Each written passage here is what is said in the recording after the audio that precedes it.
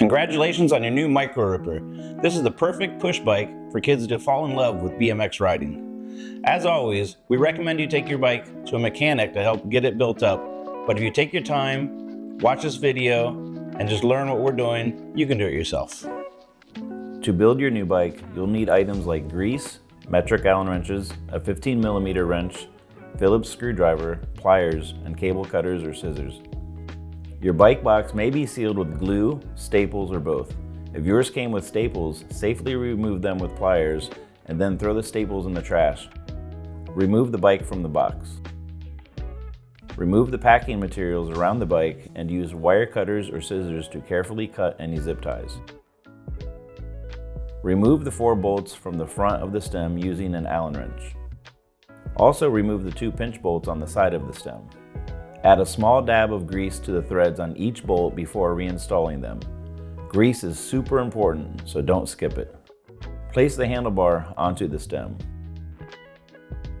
Make sure that the clamping area of the handlebar is centered in the stem. Evenly tighten the greased bolts with an Allen wrench using a cross pattern to distribute pressure evenly. To make sure the handlebars are facing the correct direction, check that the sweep of the bars is angled towards the rear of the bike. Straddle the bike and look down at the front wheel to see if it's in alignment with the handlebars. If needed, loosen the pinch bolts on the side of the stem to adjust the side-to-side angle of the handlebars. If the headset feels too tight or too loose, this can be adjusted using the bolts on the stem. Loosen the pinch bolt on the side of the stem and then use the compression bolt on the top of the fork to add or release tension. When you find the correct tension, tighten the pinch bolts to secure them. Be sure that your front wheel and handlebars stay in alignment during this process. For the front to back angle of the handlebars, align them to the same angle as the forks. You can fine-tune the angle later, but this is a good starting point. Now it's time for the seat and post. Open the quick release clamp by pulling the lever to the open position.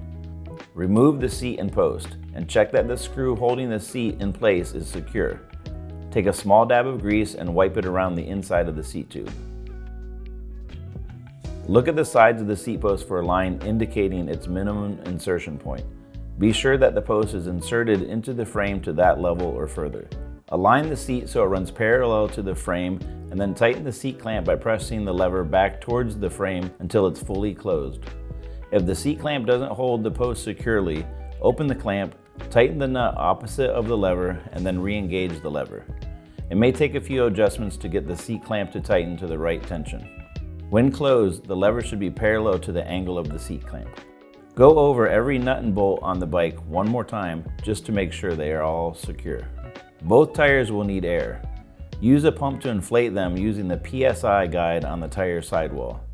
Don't use higher or lower air pressure than what's printed on the tire because using too much or too little can damage the tire and your rim. For optimal performance, some riders take extra steps during assembly, including tightening spokes and greasing bearings. We'll cover those steps in another video. Now add the included safety items and go ride.